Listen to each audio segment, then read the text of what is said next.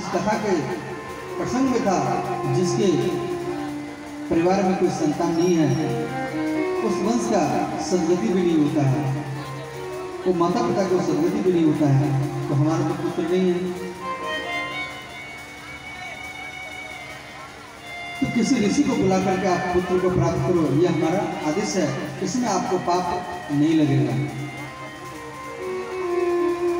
तो ये बात पंडु महाराज बोले, तो कुंती माता बोली, ये स्वामी एक ऋषि से हमें मंत्र माला मिला है, वो भी कुमारी अवस्था में मिला है, आप कहें तो मैं प्रयोग करूं, और यह मुझे दुर्वासा ऋषि से मंत्र माला मिला है। तो कुंती क्या की, धर्म वो मंत्र माला को लेकर के धर्मदेव को आह्वान किए उसी जंगल में। तो धर्म के अंत से कुंती को एक पुत्र मिला, जिसका नाम पड़ा युधिष्ठिर महाराज। और फिर कुछ दिन के अंतराल में अपने पति की आज्ञा लेकर वो पवन देव को आह्वान किए।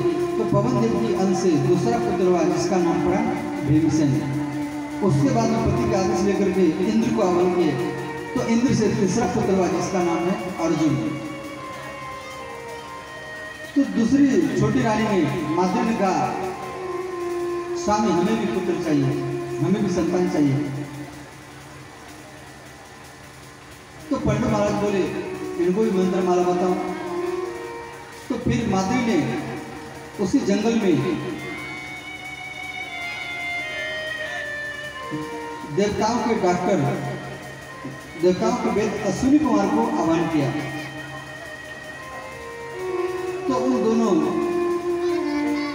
तो अश्विनी कुमार से दो पुत्र उनको मिला, जिसका नाम पड़ा नकुल और सहदेव। और ये छोटे छोटे 4-5 साल के बच्चे हैं। और तो एक दिन पंडु महाराज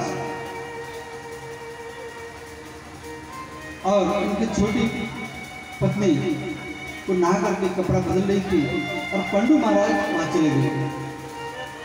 और जैसे आलिंगन करने के लिए सोचे, तो उसी समय पंडु महाराज वहां जमीन पर गिर गए और पंडु महाराज का मृत्यु हो गया। अब सारा जंगल में हाहाकार मच गया, ये पंडु महाराज का मृत्यु हो गया।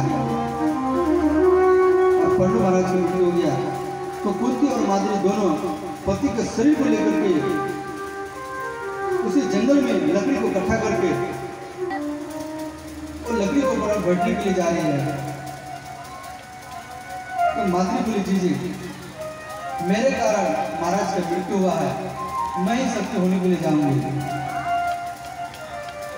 तो कुंती माता बोली, नहीं, आप इन छोटे छोटे बच्चों का पालन पोषण करना, मैं सत्य होने के लिए जा रही हूँ। और इस प्रकार छोटे छोटे बच्चे 4-5 साल के हैं, और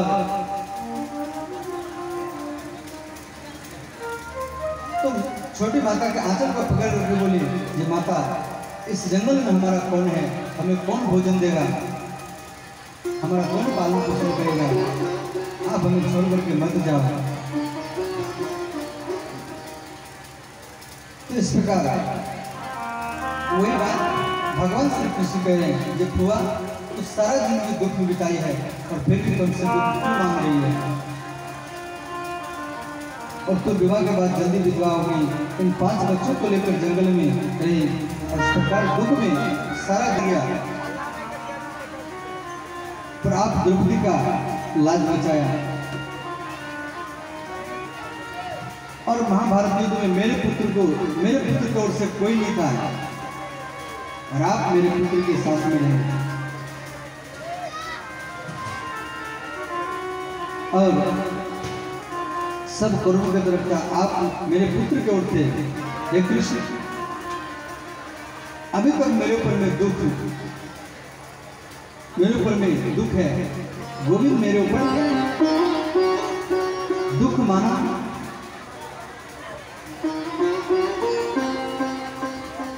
हमारे साथ में रहे। यहाँ द्रौपदी कह रहे हैं कि हे गोविंद, जब तक मेरे ऊपर में दुख था, तब तक आप हमारे साथ में रहे, और आज मेरा पुत्र राजा हुए और आप हमको छोड़ करके जा रहे हैं, ये सुख हमें नहीं चाहिए। हमें तो वही दुख चाहिए जिस दुख में आप हमारे साथ में रहे। क्या करेंगे वो सुख लेकर के जिस सुख में आप साथ ना हो। देखो, आप सुख को अपनाएंगे, फिर भगवान आपसे छूट जाएगा, भगवान फिर छोड़ करके चले जाएंगे। यहाँ कुंती दुख मांगे हैं, भगवान दुख में ही साथ देते हैं। देखो, विपत्ति क्या है? हम लोग सोचते हैं घर में आग लग गया, ये विपत्ति है। कोई एक्सीडेंट कर गया, वो विपत्ति है। कोई हार्ट अटैक में मर गया, वो विपत्ति है। विपत्ति वो नहीं है। या हनुमान जी की भाषा में विपत्ति क्या है?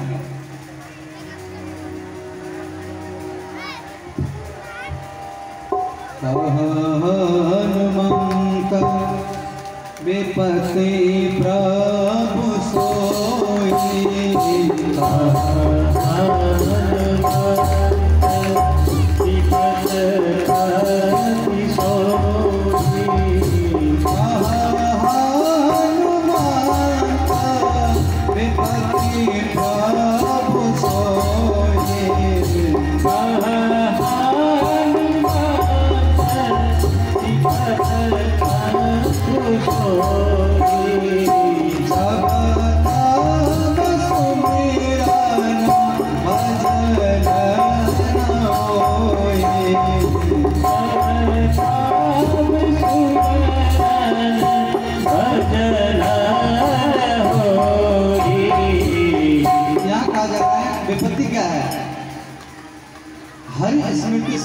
संपत्ति क्या पहले?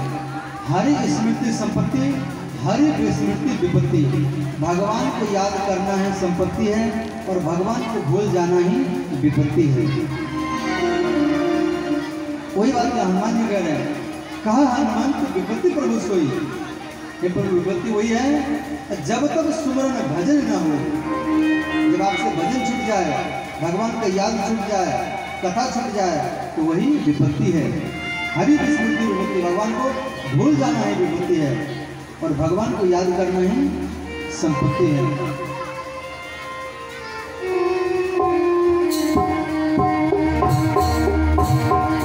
मंगल भवन अमंगल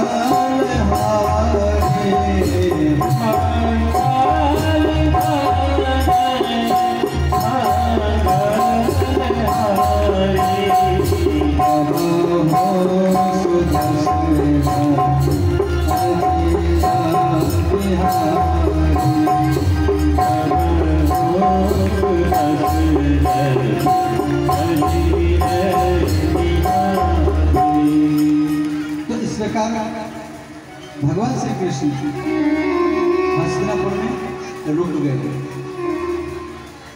और 1 महीना बीत गया। तो कुंती माता के अंदर में यह सोच रहा, जब मैं मना किया इसीलिए कृष्ण रुक गए। द्रौपदी के अंदर में यह सोच रहा, ये कृष्ण मुझे अति प्रिय है, इसलिए कृष्ण रुक गए। सुभद्रा के अंदर में यह सोच रहा, यहाँ महाभारत युद्ध के मेरे पुत्र अभिमन्यु का मृत्यु हुआ और मेरा भैया मुझे समझाने के लिए रुके हुए हैं।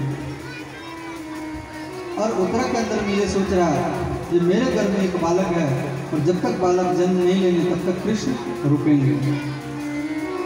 सब के अंदर में अलग अलग सोच है, परंतु भगवान यहाँ क्यों रुके हैं ये किसी को मालूम नहीं है। तो महाभारत युद्ध के कई महीना बीत चुका है और श्री धर्मराज युधिष्ठिर राजा बन चुके हैं। और तो श्री धर्मराज युधिष्ठिर महाराज को राजगद्दी अच्छा नहीं लगा। और एक दिन युधिष्ठिर महाराज सोच रहे हैं कि महाभारत युद्ध में जिन जिन बहुत व्यक्तियों का मृत्यु हुआ है और जो व्यक्ति मरे हैं उनके स्त्रियां विधवा हो गई हैं, उनके बच्चे अनाथ हो गए हैं। और वो विधवा स्त्रियां अपने पति को ढूंढ रहे होंगे, अनाथ बच्चे अपने माता पिता को ढूंढ रहे होंगे। और इसका कारण मैं हूँ, इस प्रकार सोच रहे हैं। तो धर्मराज युधिष्ठिर सोचते रहे और रात भर उनको नींद नहीं हुआ और अपना मन को समझाने के लिए युधिष्ठिर महाराज रात में भगवान श्री कृष्ण जिस कक्ष में सोए हुए थे उसी महल में चले गए और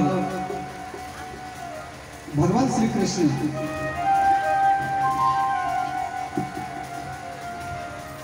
सोए हुए हैं और युधिष्ठिर महाराज हाथ जोड़ करके बोले, हे कृष्ण, हे केशव, हे द्वारकानाथ, क्या हम कुछ गलती किया हूं जिस कारण आप रात में रो रहे हैं? भगवान श्री कृष्ण रात रात भर रोते थे और भगवान श्री कृष्ण बोले, धर्मराज, आपका कोई गलती नहीं है, मुझे याद आ रहा है इसीलिए मैं रो रहा हूं। तो युधिष्ठिर महाराज बोले, आप रात में किसका याद करके रोते हैं? तो रात में तो श्री कृष्ण बोले, धर्मराज, इस रात में मैं गंगा पुत्र भीष्म का याद करके रो रहा हूं।